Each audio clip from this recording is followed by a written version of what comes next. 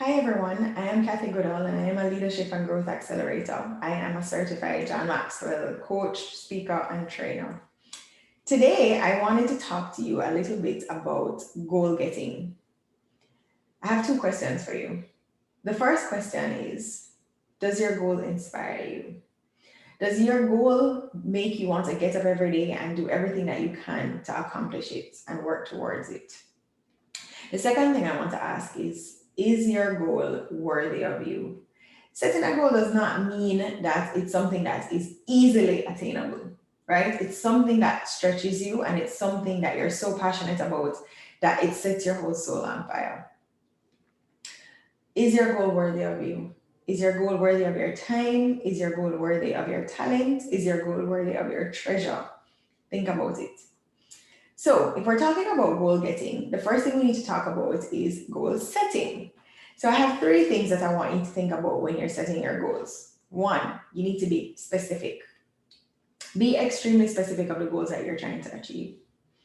The second thing that we want to do is we need to look at goals for every single area of our lives. So, we look at our personal life or professional life.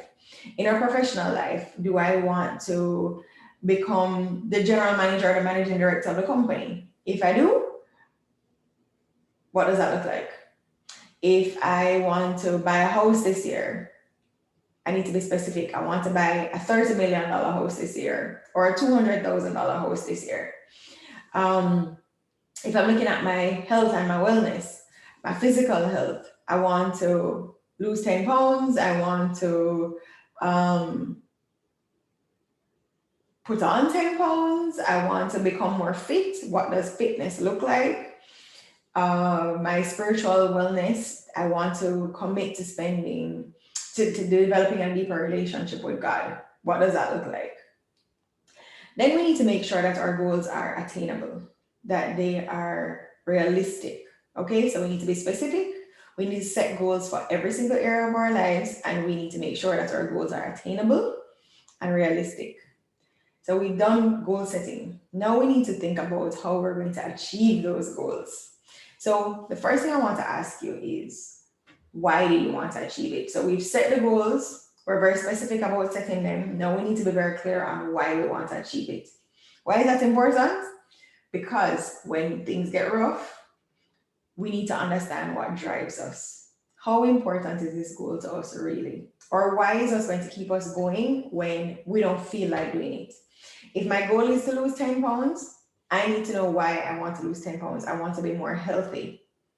So that my why of wanting to be more healthy, when I wake up at 4 o'clock in the morning and I don't want to come out of my bed, that I want to be more healthy, to live a better quality of life. I want to be more healthy, to spend more time with my children. I want to be more healthy, to spend some more time with my family. What's my why? The why is what's going to drive us when we don't feel like doing anything. Our goals have to be meaningful, right? So again, our why is what drives us. So if it's not meaningful enough to us, then we're not going to get it done. The next thing we want to do is we want to prioritize our goals. So we've made a list of all our goals. We've been very specific. Now we need to write them out in order of priority. What's most important to me? Only you can determine that. Okay. So after we write that, we set out our goals, we're very specific about them. We understand our why, what's going to drive us. We write them down in order of priority. And the next thing that we're going to think about is now, how do we attain each of these goals? What are the steps that we need to take in order to attain them? So I want to lose 10 pounds. I need to wake up in the morning.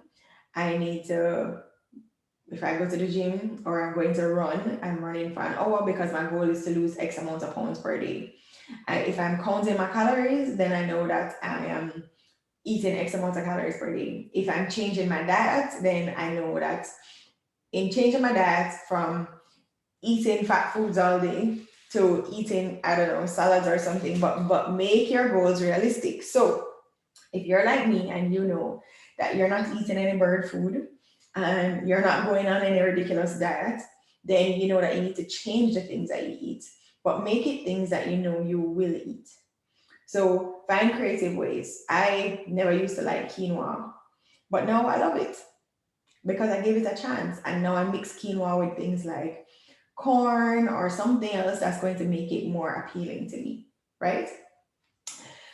So be specific about how you're going to achieve it. Write down the steps that you're going to take. If I want to buy a $30 million house, that means that I need to save X amount of money every month for my down payment. It means that this money is going to replace, instead of spending money buying shoes, that money is going to go towards my house. Whatever the case is, if it means that I need to invest X more money in order to get this return, in order to buy my $30 million house this year, this is what I need to do. Figure out what are the exact steps that you need to take to achieve those goals. And then last but not least, we need to attach timelines to everything. Timelines are so important because it helps to keep us accountable. And it's okay if we don't honor all of our timelines, but it helps to give us a guide. Okay? Some things we don't have control over. But the good thing is that if we understand our why, it helps us to keep focused. It helps to keep us focused and to keep us aligned with the things that are important to us. So I hope this was helpful to you, and I look forward to sharing some more with you in the future.